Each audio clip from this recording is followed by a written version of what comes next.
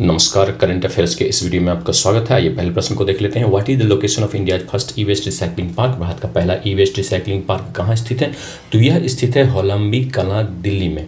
यहाँ पर इसकी स्थापना की जा रही है और इसकी क्षमता जो है 51,000 टन ई वेस्ट को प्रोसेस करने की क्षमता है। यह 106 प्रकार के ई वेस्ट की प्रोसेसिंग करेगा, जो कि ई वेस्ट मैनेजमेंट रूल 2022 के तहत आते हैं और इसकी स्थापना पब्लिक प्राइवेट पार्टनरशिप के तहत, सार्वजनिक निजी भागीदारी पीपीपी के तहत की जा रही है। अगले प्रश्न को हम लोग देख लेते हैं। व्हाट डज पोषण पोया कमेमोरेट इन श्रीलंका? श्रीलंका में पोषण पोया किस घटना को स्मरण करता है? तो यह स्मरण करता है the introduction of Buddhism to Sri Lanka. Sri Lanka में बौद्ध धर्म की शुरुआत की घटना को यह स्मरण करता है। Who introduce Buddhism to Sri Lanka during Poson Poya? पोषण पोया के दौरान श्रीलंका में बौद्ध धर्म किसने शुरू किया? तो यह शुरू किया अरहंत महिंदा ने। अरहंत महिंदा महेंद्र के नाम से जिन्हें हम जानते हैं, और वो सम्राट अशोक के पुत्र थे। उन्होंने श्रीलंका के राजा देवनामपियतिस को दीक्षित किया था। पोषण पोया एक वार्षिक बुद्धिस्ट फेस्टिवल है श्रीलंका में मनाया जाने वाला, और 3री सदी ईसा पूर्व में यहाँ पर बौद्ध धर्म की शुरुआत हुई थी। सम्राट अशोक के पुत्र अरहंत महिंदा यहाँ पर आए थे और उन्होंने मिहिताले में राजा देवनामपियतिस को बौद्ध धर्म में दीक्षित किया था। इसलिए यहाँ पर जो मुख्य उत्सव मनाए जाते हैं वो मिहिताले और अनुराधापुरा में मनाए जाते हैं। अनुराधापुरा वो स्थल है जहाँ पर अशोक की पुत्री संघमित्रा आई थी और उन्होंने बोध गया से एक बोधि वृक्ष जो है उसकी एक डाली लेकर आई थी और यहाँ पर उसकी स्थापना उन्होंने की थी, बोधि वृक्ष की। तो अशोक ने कई सारे लोगों को बौद्ध धर्म के प्रचार प्रसार के लिए देश विदेश में भेजा था। इनमें जो महत्वपूर्ण लोग हैं उनके बारे में हम लोग जान लेते हैं। तो महेंद्र और संघमित्रा, इन दोनों को उन्होंने लंका भेजा था। मध्यांतिक को उन्होंने कश्मीर और गांधार भेजा था। महादेव को उन्होंने महिषमंडल भेजा था। रक्षित को उन्होंने वनवासी भेजा था। धर्मरक्षित को अपरांतक भेजा था। महाधर्मरक्षित को महाराष्ट्र भेजा था। सोन और उत्तर को भेजा था उन्हें सुवर्णभूमि। सुवर्णभूमि अर्थात साउथ ईस्ट एशिया का हिस्सा, सुमात्रा, इंडोनेशिया इत्यादि वाला हिस्सा। महारक्षित को उन्होंने योना में भेजा था और इसके अलावा उन्होंने अपने राजदूतों को सीरिया के राजा एंटियोकस द्वितीय, टॉलमी द्वितीय मिस्र के राजा थे उनके पास भेजा था। मैसेडोनिया के राजा एंटिगोनस द्वितीय के पास भेजा था। सीरीन के राजा मागस के पास भेजा था और इपिरस के राजा अलेक्जेंडर द्वितीय के पास भेजा था। इसके अलावा उन्होंने दक्षिण के राज्य चोल, पांड्य और ताम्रपर्णी के यहाँ भी अपने दूतों को भेजा था। What is the title of UNFPA's 2025 state of world population report? UNFPA की 2025 की विश्व जनसंख्या स्थिति रिपोर्ट का शीर्षक क्या है? तो इसका शीर्षक है द रियल फर्टिलिटी क्राइसिस, वास्तविक प्रजनन संकट। तो अगले प्रश्न को हम लोग देख लेते हैं। What percentage of adults globally expect not to have their desired number of children? विश्व स्तर पर कितने प्रतिशत वयस्कों को लगता है कि वे अपनी इच्छित बच्चों की संख्या प्राप्त नहीं कर पाएंगे? तो ऐसा 20% वयस्कों को लगता है। What is India's total fertility rate according to 2025 report? 2025 की रिपोर्ट के अनुसार भारत का कुल प्रजनन दर TFR क्या है? तो यह है 1.9। अब अगले प्रश्न को हम लोग देख लेते हैं। What does total fertility rate measure? कुल प्रजनन दर TFR क्या मापता है? तो यह मापता है average number of children born to a woman in her life time. एक महिला के जीवन काल में जन्मे बच्चों की औसत संख्या को मापता है। What is the replacement level TFR for a stable population? स्थिर जनसंख्या के लिए प्रतिस्थापन दर TFR क्या है? तो यह है 2.1। तो भारत की जो TFR है इस रिपोर्ट के अनुसार वह प्रतिस्थापन दर से कम हो गई है। 2.1 के बजाय नीचे हो गई है, उससे 1.9 हो गई है। अब अगले प्रश्न को हम लोग देखते हैं। Which age group is typically considered for calculating TFR? TFR की गणना के लिए आमतौर पर कौन सी आयु समूह को माना जाता है? तो यह माना जाता है 15 से 49 वर्ष की आयु समूह को, क्योंकि इस उम्र में माना जाता है कि महिलाओं की जो प्रजनन क्षमता है वो अच्छी होती है। What does a TFR below 2.1 indicate in a developed country? विकसित देश में 2.1 से कम TFR क्या दर्शाता है? तो यह दर्शाता है कि पॉपुलेशन डिक्लाइन, जनसंख्या में कमी हो रही है। यह विकसित देशों में हो रहा है। यूरोप के देशों में बहुत तेज़ी से जो है वह TFR 2.1 से कम है और जनसंख्या डिक्लाइन हो रही है वहाँ पर। अब अगले प्रश्न को हम लोग देख लेते हैं। Which factor is likely to lower the TFR in a country? कौन सा कारक किसी देश में TFR को कम करने की संभावना रखता है? तो यह क्या रख सकता है? इंक्रीज एक्सेस टू कॉन्ट्रासेप्शन, गर्भ निरोधक तक बढ़ी हुई पहुंच जो है TFR को कम कर सकता है। Which of the following is not a recommended solution by the report? निम्नलिखित में से कौन सा समाधान रिपोर्ट द्वारा अनुशंसित नहीं है? तो कोअर्सिव फर्टिलिटी टारगेट्स, जबरदस्ती प्रजनन लक्ष्य जो है इसकी रिपोर्ट जो है वकालत नहीं करता है, बल्कि वह पेड पेरेंटल लीव यानी भुगतान किया हुआ माता पिता को अवकाश दिया जाना चाहिए। इसके साथ साथ अफोर्डेबल चाइल्ड केयर, किफ़ायती बाल देखभाल और यूनिवर्सल एक्सेस टू कॉन्ट्रासेप्शन, गर्भ निरोधक तक सार्वभौमिक पहुंच जो है सुनिश्चित की जानी चाहिए।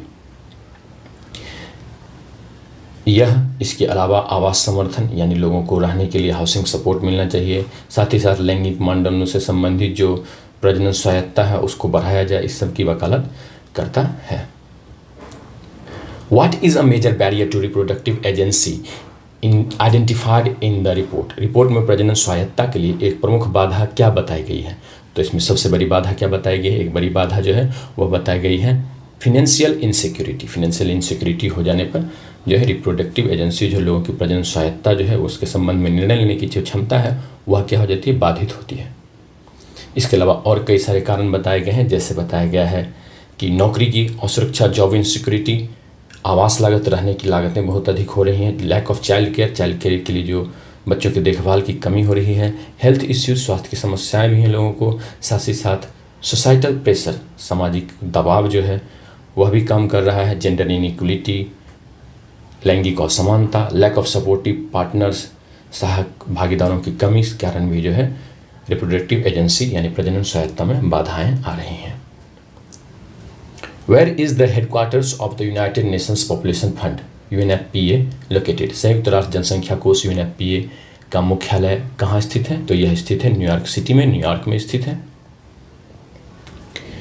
UNFPA United Nations fund for population activities के नाम से जाना जाता था, अब यूनाइटेड नेशंस पॉपुलेशन फंड के नाम से जाना जाता है। तो इसकी स्थापना जो है 1969 से इसने काम करना शुरू किया और उस समय यूनाइटेड नेशंस जनरल असेंबली ने, संयुक्त राष्ट्र की महासभा ने यह घोषणा की कि माता पिता को इस चीज़ के बारे में स्वतंत्र रूप से निर्णय लेने का अधिकार है, जिम्मेदारी का अधिकार है कि वो कितने बच्चे उनके पास हों और उन बच्चों के जन्म के बीच कितना समय रखा जाए। 1987 में इस संस्था का नाम बदलकर यूनाइटेड नेशंस पॉपुलेशन फंड कर दिया गया, लेकिन इसका जो एब्रिविएशन था वो रखा ही गया, UNFPA ही रखा गया। यह लैंगिक और प्रजनन अधिकारों की वकालत करता है और सबों के लिए सबों के लिए विकल्पों की बात करता है, विशेष रूप से महिलाओं और युवा लोगों के लिए। यह शैक्षिक फैमिली प्लानिंग की बात करता है, मैटरनल हेल्थ केयर, माताओं के स्वास्थ्य की देखभाल की बात करता है और कम्प्रिहेंसिव सेक्सुअल एजुकेशन की भी बात करता है। इसके जो 3 महत्वपूर्ण लक्ष्य हैं वो 2018 में लॉन्च किए गए हैं, जिन्हें कि 3 जीरो को 2030 तक पाना है। और ये 3 जीरो हैं कि फैमिली प्लानिंग से संबंधित जो भी आवश्यकता है उन सब को पूरा करना। दूसरा है मैटरनल डेथ, मातृत्व मृत्यु जो है उनको रोकना, उनको पूरी तरह से समाप्त कर देना। और तीसरा है कि जेंडर बेस्ड वायलेंस, लैंगिक आधार जो हिंसा है उसे समाप्त करना और इसी तरह के जो और अन्य भी हानिकारक प्रैक्टिसेज हैं जैसे कि जेनिटल म्यूटिलेशन, इन सब को समाप्त करना। Where will the 2025 United Nations Ocean Conference UNOC3 be held? 2025 की संयुक्त राष्ट्र महासागर सम्मेलन कहाँ आयोजित होगा? तो यह आयोजित हो रहा है नीस, फ्रांस में यह आयोजित हो रहा है। यह तीसरा यूनाइटेड नेशंस ओशियन कॉन्फ्रेंस है। Who are the co-hosts of the 2025 UN ocean conference? 2025 के संयुक्त राष्ट्र महासागर सम्मेलन के सह आयोजक कौन है? तो इसके आयोजक है फ्रांस और Costa Rica. What is the main theme of the 2025 UN ocean conference? 2025 के संयुक्त राष्ट्र महासागर सम्मेलन का मुख्य विषय क्या है? तो इसका मुख्य विषय है accelerating action to conserve the ocean, महासागर संरक्षण के लिए कार्य को गति देना।